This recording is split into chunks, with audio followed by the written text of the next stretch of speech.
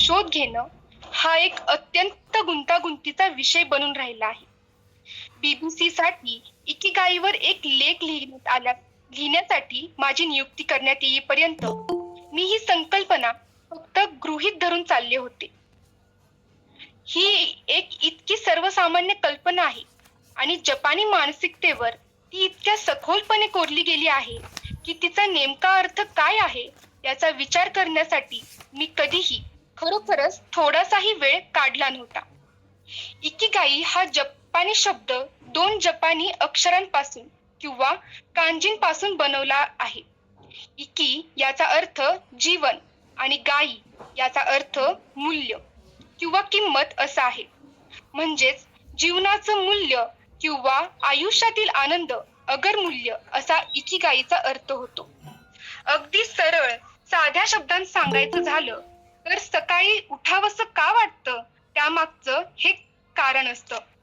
इकिगाईच्या अलीकडच्या काही पाश्चात्य अन्वयार्थांनुसार इकिगाई म्हणजे तुमच्या संपूर्ण आयुष्याच्या अर्थाचा शोध घेणं असावं असं वाटतं. परंतु या शब्दाचा हा नेमका अर्थ नाही.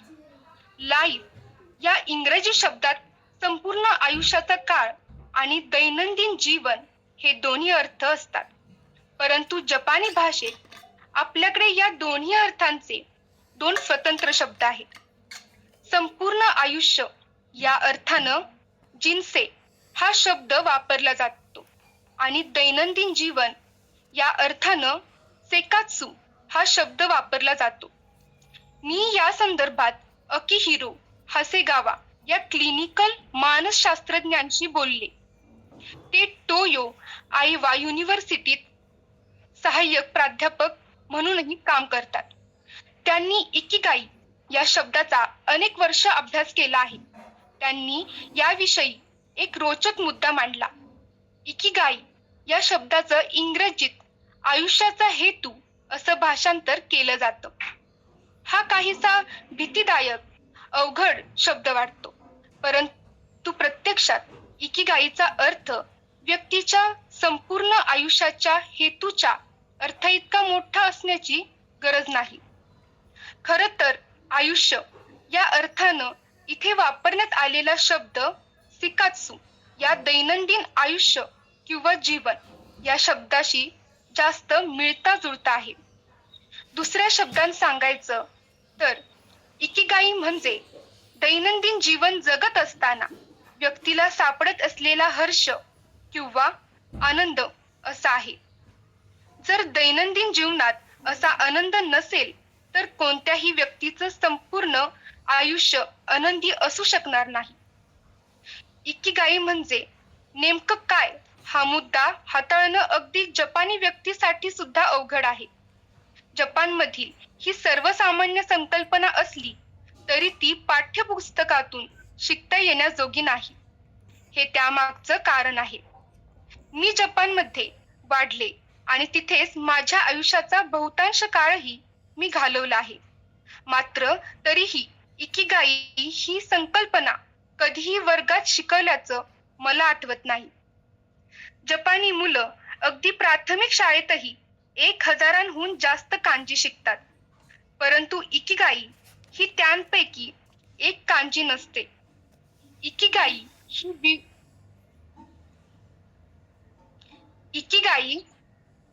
ही विविध पैलू असलेली संकल्पना आहे.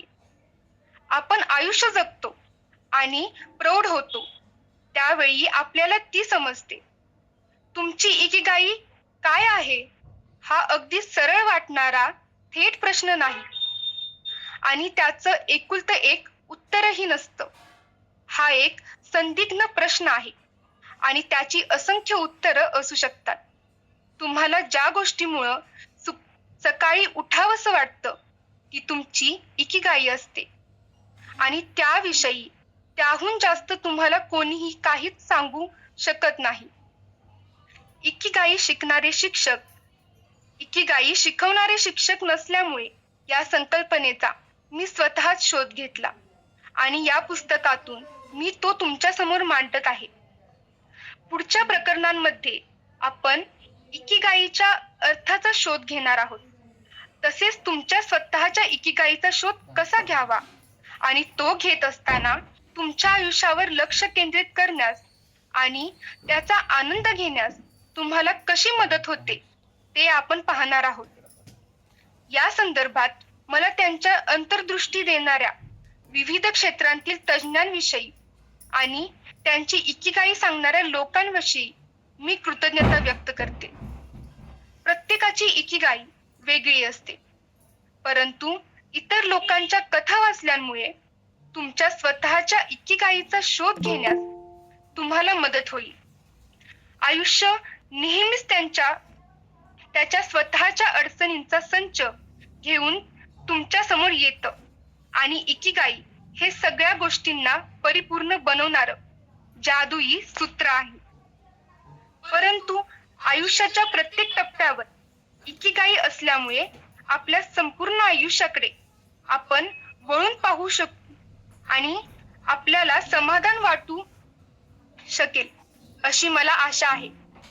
इकिगाई या जपानी संकल्पनेचं जास्त चांगलं आकलन करून घेण्याकरिता मी घेतलेल्या शोधामुळे तुम्हाला फक्त ही संकल्पना समजूनच घेण्यास मदत होणार नाही, तर तुमच्या स्वतःच्या इकिगाई विषयी विचार करण्यासही ही तुम्हाला प्रवृत्त करेल असं मला वाटतं. या पुस्तकाच्या अखेरीस तुमची स्वतःची कोणतीही इकिगाई तुम्हाला सापडली तरी मी तुम्हाला त्यासाठी कामपाई आनंदाचे चित्कारून चिअर्स म्हणेन. इकिगाई म्हणजे काय? इकिगाई म्हणजे आपल्याला जबरदस्तीनं उठायला भाग पाडणारा, आपल्या गजराच्या घड्याळाचा गजर नसून असू शकतो का? खरं तर त्यानंतरच्या दिवसभरात आपल्याला मिळणार असलेल्या आनंदाच्या कल्पनेनं आपण उठतो आणि काम करत राहतो. ओळख या आधीच्या प्रकरणात मी स्पष्ट केला आहे त्याप्रमाणे इकिगाई हा शब्द इकी म्हणजे आयुष्य आणि गाई म्हणजे मूल्य या दोन अर्थांच्या शब्दांनी तयार झाला आहे. त्यामुळे जगण्याला उचित ठरवणारी तुमच्या आयुष्यातील मूल्य असाही याचा अन्वयार्थ लावता येतो. प्रोफेसर हासेगावा यांच्या मते इकिगाई या शब्दाचा मागोवा घेतला तर तो हेईएन काळापर्यंत म्हणजे सन 1794 ते 1195 मागे जाऊ शकतो. गाई हा शब्द काई या शब्दावरून आला आहे. काई या शब्दाचा अर्थ कवच असा आहे. एकेकाळी कवचांना अत्यंत मूल्यवान समजलं जात होतं. त्यावरून व्युत्पन्न झालेल्या इकिगाई या शब्दाचा अर्थ जगण्यातील मूल्य किंवा जगण्यातील मूल्ये असा होतो. इतर जपानी संकल्पना वेगवेगळ्या मूल्यांचं प्रतिनिधित्व करतात आणि त्या सगळ्यांची अखेर गाई या शब्दानं होते. उदाहरणार्थ हाताराकी गाई चा संदर्भ कामातील मूल्यांशी आहे. हाताराकी किंवा हाताराकू याचा अर्थ काम किंवा काम करणं असा आहे. यारीगाई या शब्दाचा संबंध तुम्ही जे करत असता त्याच्यातील मूल्यांशी असतो. यारी किंवा यारू याचा अर्थ करणं असा आहे. इकिगाई मात्र अशा सर्व समावेशक संकल्पनाहून अधिक अर्थ असलेली संकल्पना आहे. मी ओळख या प्रकरणात स्पष्ट केला आहे त्याप्रमाणे तिचा संबंध दैनंदिन जीवनाशी असल्यामुळे इकिगाई ही संज्ञा फक्त साधी आदर्शवादी संज्ञा असण्याऐवजी व्यावहारिक दृष्ट्या मोजमाप करणारी वास्तववादी संज्ञा आहे. एखाद्या व्यक्तीचं कुटुंब किंवा त्याचं काम किंवा त्याचा छंद अगर तो आठवडा अखेरीला जाण्यासाठी आखणी करत असलेली एखादी छायाचित्रणाची सहल ही त्याची इकिगाई असू शकते. एखाद्या व्यक्तीसाठी आपल्या जोडीदारासमवेत सकाळी 1 कप कॉफी पिणं किंवा कुत्र्याला फिरायला बाहेर नेणं ही त्याची इकिगाई असू शकेल. 10 लोक 10 रंग असा जुनिन तोइरो या जपानी क्रियाविशेषणाचा शब्दशः अर्थ आहे. कारण लोकांचे गुणधर्म, त्यांची प्राधान्य आणि विचार पद्धती वेगवेगळ्या असतात. वेगवेगळ्या 10 लोकांना त्यांचा आवडता रंग निवडण्यास सांगितलं गेलं, तर ते वेगवेगळ्या 10 रंगांची निवड करतील. अशीच कोणाचीही अपेक्षा असते. म्हणजेच व्यक्ती तितक्या प्रकृती असतात. इकिगाईच्या बाबतीतही हीच गोष्ट खरी असते. प्रत्येक व्यक्तीची इकिगाई अद्वितीय असते. कारण आयुष्याच्या वेगवेगळ्या पैलूंमध्ये आपण आनंद शोधतो. याचं कुठलंही योग्य किंवा अयोग्य उत्तर नाही. काम की आनंद? इकिगाईचा संबंध तुमच्या करिअरशी असलाच पाहिजे हा एक पाश्चात्य गैरसमज आहे. या संकल्पनेशी परिचित असलेल्या तुमच्यापैकी काही लोकांनी इकिगाईचं स्पष्टीकरण देताना व्हेन आकृतीचा वापर करण्यात आल्याचं पाहिलं असेल. व्हेन आकृतीत एकावर एक पडणाऱ्या 4 वर्तुळांचा वापर करण्यात आलेला असतो. तुम्हाला आवडत असलेल्या, तुम्ही चांगल्या प्रकारे करू शकत असलेल्या, जगाला गरज असलेल्या आणि तुम्हाला ज्या गोष्टींसाठी पैसा दिला जातो त्या गोष्टी असलेली ही अनुक्रमे 4 वर्तुळे असतात. ही 4ही वर्तुळं एकमेकांना जिथे छेदतात त्या छेदन प्रदेशात तुमची इकिगाई असल्याचं दाखवलं जातं. BBC साठी लिहावयाच्या माझ्या लेखासाठी मी इकिगाईवर संशोधन करत असताना मला पहिल्यांदा ही व्याख्या आढळली आणि त्यामुळे मी आश्चर्यचकित झाले. का? कारण यामुळे इकिगाईच्या संकल्पनेला कामाशी संबंधित गोष्टींपुरतं मर्यादित करण्यात आलं नव्हतं. या संकुचित व्याख्येत तुम्हाला ज्या गोष्टीसाठी मोबदला किंवा पैसा दिला जातो अशा गोष्टीची तुमच्या इकिगाईसाठी आवश्यकता असते. परंतु जपानी लोकांसाठी इकिगाई ही जास्त व्यापक संकल्पना आहे आणि ती दैनंदिन जीवनात रुजलेली आहे. इकिगाई हे आपलं कामही असू शकतं. होय, परंतु ती आपला छंद असू शकते किंवा आपल्या प्रिय व्यक्तीच्या किंवा मित्रांच्या संगतीचा आनंद घेणं इतकी साधी सुधीही असू शकते. सन 2010 मध्ये सेंट्रल रिसर्च सर्व्हिसेस कडून करण्यात आलेल्या 2000 जपानी स्त्री पुरुषांच्या सर्वेक्षणात फक्त 31% लोकांनी काम ही त्यांची इकिगाई असल्याचं सांगितलं. खरं तर त्यांची इकिगाई ही जास्त सर्वसामान्यपणे छंदाशी किंवा मोकळ्या वेळेतील स्वारस्यांशी जोडली गेलेली होती. त्या खालोखाल कुटुंब, पाळीव प्राणी किंवा त्यांच्या समवेत घालवलेला वेळ यांमध्ये इकिगाई सामावलेली होती. चौथ्या प्रकरणात मी कामात असलेल्या इकिगाईच्या कल्पनेचा धांडोळा घेणार आहे. इकिगाई हा प्रसन्नतेचा किंवा खुशीचा प्रकार आहे का? कुटुंबियांसमवेत किंवा छंदांमध्ये व्यतीत केलेला वेळ म्हणून तुम्ही इकिगाईच्या कल्पनेचा विचार करता. त्यावेळी तुम्हाला इकिगाई हा खुशी किंवा प्रसन्नता या शब्दाचा फक्त एक पर्यायी शब्द असल्यासारखं वाटू शकतं. जपानी भाषेत या अर्थानं शियावासे किंवा कोफुकू हे शब्द वापरले जातात. मग शियावासे आणि इकिगाई हे शब्द एकमेकांपासून भिन्न कसे आहेत? इकिगाई या संकल्पनेवरच्या निर्णायक पुस्तकात जपानी लेखिका आणि मानसशास्त्रज्ञ मिएको कामिया खुशीचा किंवा प्रसन्नतेचा एक प्रकार अशी इकिगाई या शब्दाची व्याख्या करते. परंतु कामियाच्या मते शियावासे आणि इकिगाई यांच्यात बहुधा एक मुख्य फरक आहे. इकिगाईमध्ये भविष्याच्या दिशेनं जाण्याची कल्पना समाविष्ट असते. तुमच्याकडे पुढे जाण्याकरिता एखादं उद्दिष्ट किंवा अशी एखादी गोष्ट असेल तर सध्या तुम्ही चांगल्या जागी नाही असं तुम्हाला वाटत असतं. तरी तुमच्या सध्याच्या परिस्थितीकडे किंवा वातावरणाकडे तुम्ही भविष्याकडे जाणारा मार्ग या दृष्टिकोनातून पाहू शकता. त्यानंतर तुम्हाला सध्याच्या वर्तमान काळातील क्षणातली मूल्य आढळतात. जपानी संस्कृती आणि इकिगाई. जपानी लोकांच्या दृष्टीनं इकिगाई ही संकल्पना अत्यंत परिचित असली तरीही तिच्यावर क्वचितच प्रत्यक्ष चर्चा केली जाते. तुम्हाला आमच्या भाषेतून आणि आमच्या संस्कृतीतून दैनंदिन जीवनात सापडणाऱ्या आनंदाच्या महत्वाची आठवण करून दिली जाते. दैनंदिन जीवनातील आनंदामुळे संपूर्ण आयुष्य परिपूर्ण होतं, असाही आमचा विश्वास आहे. जपानी संस्कृतीत वर्तमान क्षणांवर लक्ष एकाग्र करण्यावर मोठाच भर देण्यात आला आहे.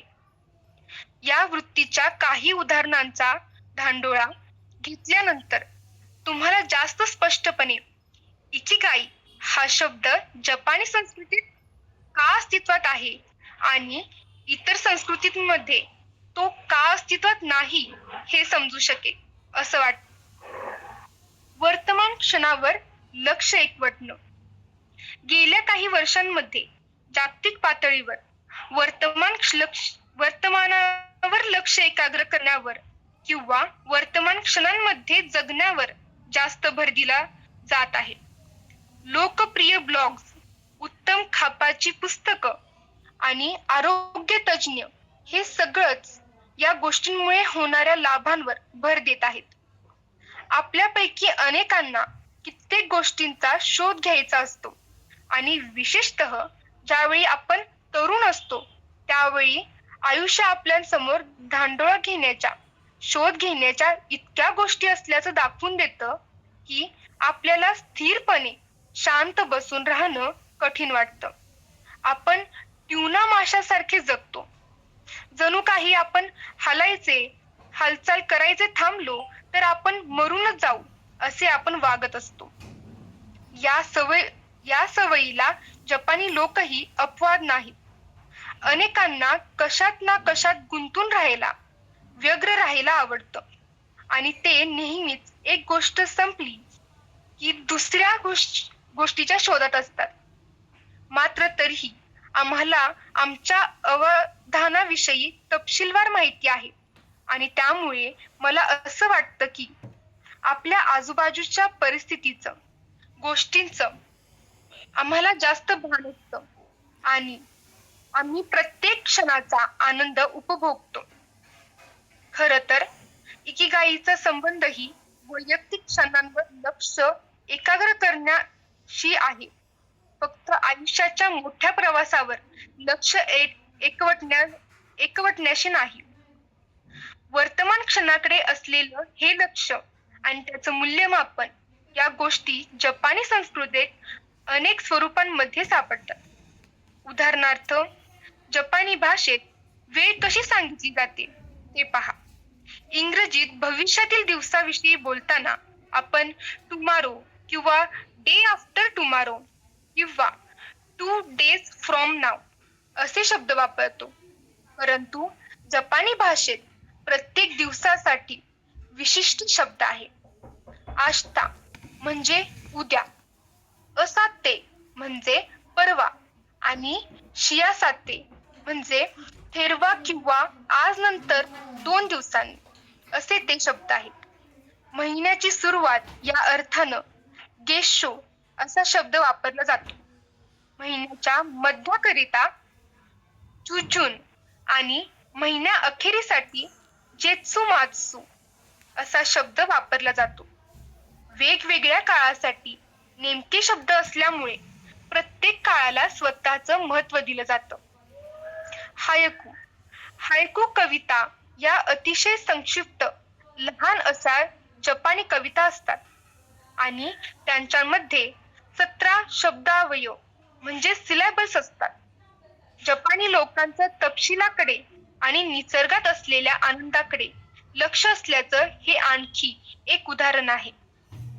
इडो काळातील म्हणजे 1603 ते 1868 एक प्रख्यात हायकू कवी मात्सुओ बाशो याने 1689 मध्ये लिहिलेली एक हायकू कविता अशी आहे. शिझुकेसाया इवानी शिमिरो सेमिनो कोए याचं सर्वसामान्यपणे पुढील प्रमाणे भाषांतर करता येईल. सखोल शांतता, पर्वतांमध्ये घुसणारी शिकाडाचा कर्कश आवाज. शिकाडा हा एक रातकिडा आहे. अनेक हायकू कवितांमध्ये किड्यांच्या आवाजांवर प्रकाश टाकण्यात आला आहे. त्याद्वारे प्रत्येक मोसमाला त्याचा अद्वितीय गुणधर्म लाभतो. याविषयी अनेक जण वेगवेगळ्या मोसमांशी संबंधित असलेले नेमके शब्द म्हणजे किंगो चा वापर करतात. आपल्याला सर्वांनाच वर्षाकाठी 365 दिवस मिळतात, परंतु एप्रिल मधील दिवस हा निश्चितपणे डिसेंबर मधील दिवसाहून भिन्न असतो. जपानी लोक रातकिड्यांच्या आवाजांचा विचार करतात. हिवाळ्यात क्रिकेट या टोळासारख्या कीटकाच्या ओरडण्याचा आवाज हा निसर्गाचा एक भाग असतो. त्यामुळे या आवाजाचा आनंद घेता येतो. तुम्ही जर वर्तमानात जगत नसाल तर अशा आवाजांना सहजगता सोडून दिलं जातं किंवा दुर्लक्षित केलं जातं. हायकू कवितांमध्ये एखादा खास प्रसंग किंवा दृश्य उलगडून दाखवलं जात नाही, तर दैनंदिन जीवनातील प्रत्येक क्षणावर लक्ष केंद्रित केलं जातं, त्यावर भर दिला जातो. जपानी भाषा लोकांना वर्तमान क्षण मूल्यवान असल्याची आठवण करून देते. तसंच हेही असतं. क्षणभंगुरता, जपानी संस्कृतीत दैनंदिन जीवनातील क्षणांवर भर देत असल्याचं उलगडून दाखवणारा हकानासा हा जपानी भाषेतील आणखी एक शब्द आहे. नाजूक किंवा दुर्बल, क्षणभंगूर, तात्पुरता किंवा अल्पजीवी असं या शब्दांचं भाषांतर करता येईल. ज्यावेळी एखादी गोष्ट हकानाई असते त्यावेळी तिला सुंदर म्हटलं जातं, कारण तिचा आनंद फक्त अल्प काळासाठीच घेता येतो. वसंत ऋतूतील चेरीचा बहर हे हाकानासाचं प्रतीक आहे. बहरलेल्या झाडाखाली खाद्यपदार्थांचा आस्वाद घेण्याकरिता जमणं या पारंपरिक जपानी प्रथेसाठी हानामी या शब्दाचा वापर केला जातो. हानामी मोसम हा जपानमध्ये वर्षातील सर्वाधिक आनंददायी काळ असतो. यात काहीच शंका नाही. तुम्ही जिकडे जाल तिकडे तुम्हाला मौज मजा करत असलेली लोकांचे गट दिसतील. अशा प्रकारे दुसऱ्या दिवसापर्यंत संपुष्टात येऊ शकणाऱ्या गोष्टीचा ते त्यावेळी आनंद घेत असतात. जपानमधील अशा मूल्यांकडे आणि संस्कृतीकडे तुम्ही पाहता त्यावेळी आपल्याला जपानी भाषेत इकिगाई हा शब्द का आहे त्याविषयीची अंतर्दृष्टी मिळते. आपल्या दैनंदिन जीवनामध्ये आपण निसर्गामध्ये तन्मय होऊन जात असू किंवा पारंपरिक जपानी आहाराचा आधाशासारखा आस्वाद घेत असू, या प्रत्येक वेळी जपानी लोकांच्या मनात राहून गेलेल्या कामांच्या आपल्यापैकी बहुतेकांना ही कामं करणं राहून गेलेला बहुतेक वेळा अपराधीपणा जाणवत असतो. आदीविषयी विचार नसतो. त्याऐवजी त्याचं लक्ष आपल्या समोर असलेली कुठली गोष्ट योग्य आहे यावर एकवटलेलं असतं. बारीक सारीक तपशिलांवर लक्ष एकवटण्याच्या आमच्या सवयीमुळे आमच्या आयुष्यातील वैयक्तिक क्षणांचा आम्ही आनंद घेऊ शकतो. त्यामुळेच दैनंदिन साध्या सुध्या गोष्टीत आनंद आणि इकिगाई शोधण्यास आम्ही मोकळे असतो.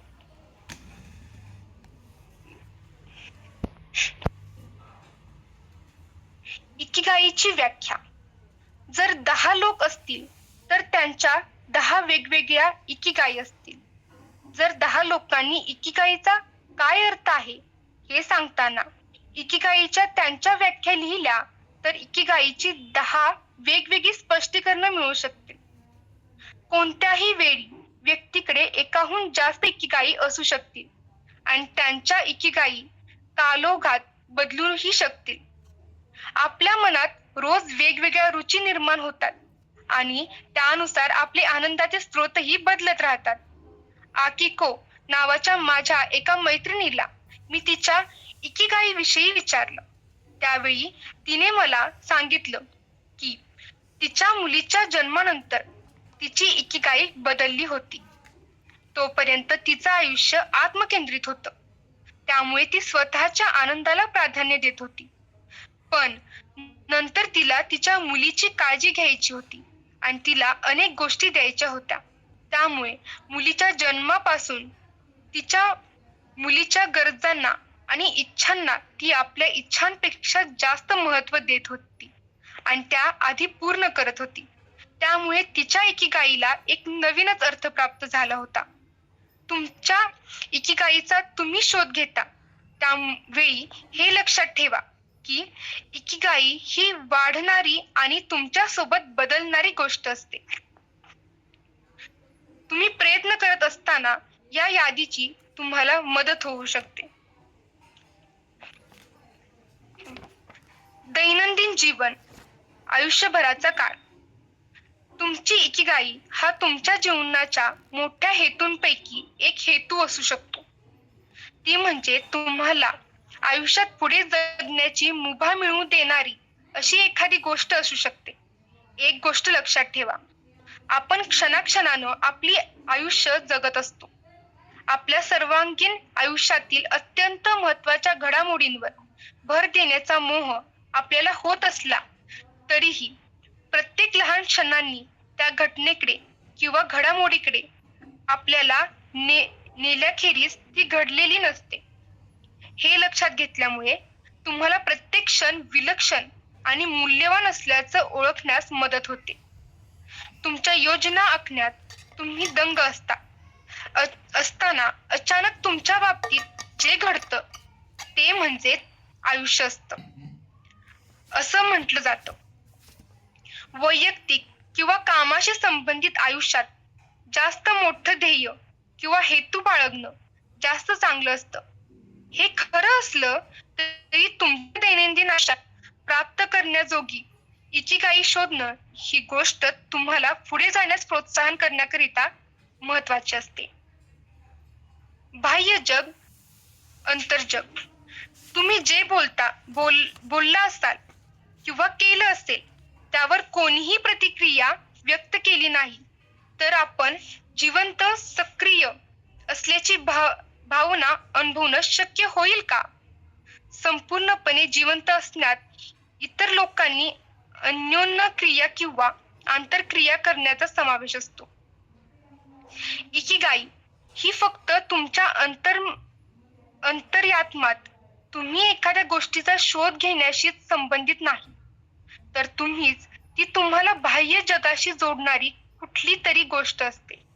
उदाहरणार्थ, लोकांना छंद आवडतात, त्यात छायाचित्रण, वेगवेगळे खाद्यपदार्थ तयार करणं यांसारखा छंदांचा समावेश असतो. हे फक्त ते आपल्या समाधानासाठीच करत नाहीत, तर त्यांना कोणत्या गोष्टी ते चांगल्या प्रकारे करू शकतात त्याविषयीचे त्यांचे अनुभव इतरांना सांगायचे असतील म्हणूनही ते करत असतात. काम, छंद आणि स्वयंसेवा या सगळ्या पद्धतींमधून आपण बाह्य जगाशी जोडले जातो. देणं घेणं. आपण इतरांच्या आयुष्यात योगदान देणं हा आपण बाह्य जगाशी जोडले जाण्याचा अत्यंत समाधान देणारा मार्ग असतो. त्यामुळे आपल्याला मोठ्या प्रमाणात आपण जिवंत, कार्यरत असल्यासारखं वाटतं. दिल्यामुळे आपल्या मनात परिपूर्तीची भावना निर्माण होते. The blue zones, lens on living longer from the people who have lived the longest या पुस्तकासाठी डॅन ब्युटरनं ओकिनावा या दक्षिण जपानी बेटावरच्या 100 वर्ष जिवंत राहणाऱ्या लोकांच्या मुलाखती घेतल्या. त्याने असं नमूद केलं की इकिगाई, आरोग्य संपन्न आहार आणि जीवनशैली हे त्यांच्या दीर्घायुष्याकरिता कारणीभूत असलेले घटक होते. ज्यावेळी त्यांच्या दीर्घायुष्याबद्दल त्यांची प्रशंसा करण्यात आली त्यावेळी जास्त वृद्ध असलेल्या लोकांना तरुण पिढ्यांकडे आपण शहाणपण सुपूर्द करून त्यांच्या भरभराटीमध्ये योगदान दिल्यासारखं वाटत होतं. ही यातली महत्वाची गोष्ट होती. त्यांच्या समुदायाची सेवा करण्याच्या माध्यमातून त्यांच्या आयुष्याला एक हेतू मिळाला होता. काही लोकांना स्वयंसेवी काम करण्यातून इकिगाई सापडते. या कामात मोबदला न मागता इतरांना फक्त दिलं जातं. वाहता प्रवाह, साचून राहिलेली गोष्ट. इकिगाईमधून आपल्याला बदल घडवून आणणं शक्य होईल आणि आपली प्रगती होईल असं लोकांना नेहमीच वाटतं. पालकांना त्यांची मुलं नवीन गोष्टी शिकत असल्याचं आणि दिवसेंदिवस विकास साधत असल्याचं पाहून आनंद होतो. काम करणाऱ्या व्यक्तीला सक्रिय असल्यासारखं वाटतं आणि त्याला नोकरीवर किंवा कामावर जाण्याची प्रेरणा मिळते. निवृत्त व्यक्तींना बागकाम करणं आनंददायी वाटू शकतं, कारण त्यावेळी त्यांना फुलं पाहता येतात, वनस्पती, झाडं, वृक्ष वाढत असल्याचं पाहता येतं. बदल नाट्यमयच असला पाहिजे असं नाही, पण आपल्या सगळ्यांच्याच मनात आपल्या आयुष्यात आपण पुढे जात असल्याचं, वाढ होत असल्याचं पाहण्याची इच्छा असते. तुम्हाला आयुष्याच्या कोणत्या क्षेत्रांमध्ये बदल दिसतात किंवा बदल करायचे आहेत? भावनिक, तार्किक. इकिगाई ही तर्कशास्त्रापेक्षाही भावनांवर आधारित असते. हा इकिगाईचा आवश्यक घटक आहे. इकिगाई ही तुमच्या बुद्धीच्या सहाय्यानं विचार करून अनुभवता येणाऱ्या गोष्टीऐवजी तुम्हाला तुमच्या अंतःकरणात पासून अनुभवता येणारी गोष्ट आहे. जास्त पैसा मिळाला तर त्यामुळे तुमच्या आयुष्यातील पर्याय वाढतात. त्यामुळे जास्त पैसा असेल तर तुम्ही जास्त आनंदी असू शकता असं तर्कशास्त्र आपल्याला निक्षून सांगू शकेल. पण तरीही जगातील सगळा पैसा आपल्या खात्यात असला तरीही एखाद्या व्यक्तीला अंतःकरणात रितेपणा जाणवू शकेल. मुक्त पत्रकार म्हणून मला अनेक प्रेरणादायक व्यक्तींना भेटण्याची संधी मिळाली. त्यात तंत्रज्ञान क्षेत्रातील उद्योजकांचाही समावेश होता. ज्यावेळी मी त्यांच्या भेटी घेतल्या त्यावेळी मी इतकी रोमांचक झाले आणि भारावून गेले होते की मला त्या कथा माझ्या श्रोत्यांना तातडीनं ऐकवल्याशिवाय राहवतच नव्हतं. माझ्या इकिगाईच्या तळाशी याच भावना होत्या. तिच्या मुळाशी काय करावं आणि काय करू नये ही तार्किक विचारसरणी नव्हती. तुमच्या भावना खोटं बोलत नाहीत. त्यामुळे इकिगाईचा शोध घेत असताना भावनांशी प्रामाणिक राहण्याची मदत होते. तुमच्या अंतःकरणात ज्या गोष्टीमुळे अत्यंतिक आनंदाची, प्रसन्नतेची भावना खोलवर निर्माण होते तीच सहसा तुमची इकिगाई असते. नेमकं सैद्धांतिक अमूर्त. आपल्याला चैतन्यमय, सक्रिय आणि समाधानी असल्यासारखं वाटण्यासाठी आपल्याला बाह्य जगाकडून प्रतिक्रिया आणि प्रतिसाद मिळण्याची गरज असते. तुमच्या घराच्या अगदी जवळ असलेल्या लोकांमध्ये तुम्ही मिसळता त्यावेळीही तुम्ही घडवून आणत असलेल्या बदलांचा तुम्हाला अनुभव येण्याची शक्यता असते. जगाची भूक भागवण्याची इच्छा असणं ही महान गोष्ट आहे. या समस्येवरच्या उपाययोजनेची जगाला निश्चितपणे गरजही आहे. परंतु जगण्याची धडपड करत असलेल्या तुमच्या शेजारच्या लोकांचं काय? महान ध्येय प्रशंसनीय असलं आणि ते चिकाटीनं साध्य करणं शक्य असलं तरीही लहान गोष्टींनी सुरू करून तुम्ही करत असलेल्या गोष्टीत अर्थ सापडल्याचं व उद्दिष्टाची जाणीव तीव्रतेने निर्माण झाल्याचं तुम्ही पाहू शकता.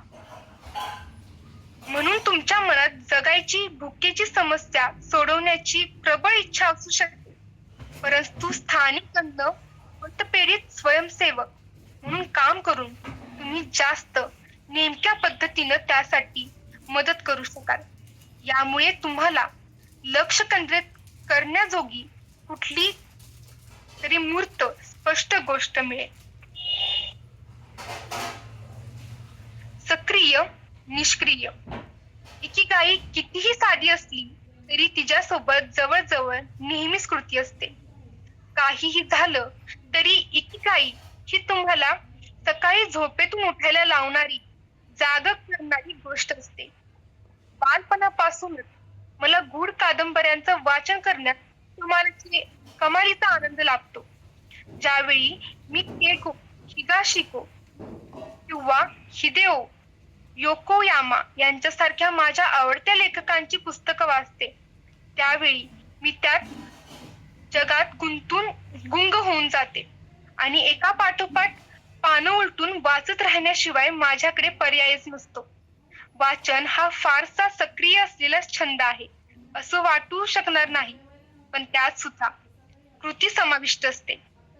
मला वाचण्याची इच्छा असलेलं पुस्तक मी शोधते आणि नंतर ते वाचून संपवते.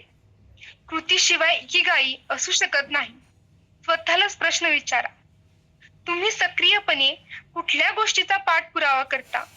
तुम्हाला कोणीही ती करायला सांगितलेली नसताना सुद्धा तुमच्या आयुष्याकडे मागे वळून पाहिल्यावर जाणीवपूर्वक प्रयत्न न करताही तुम्ही सातत्यानं करतच राहिला आहात, अशा काही गोष्टी तुम्हाला आढळतात का?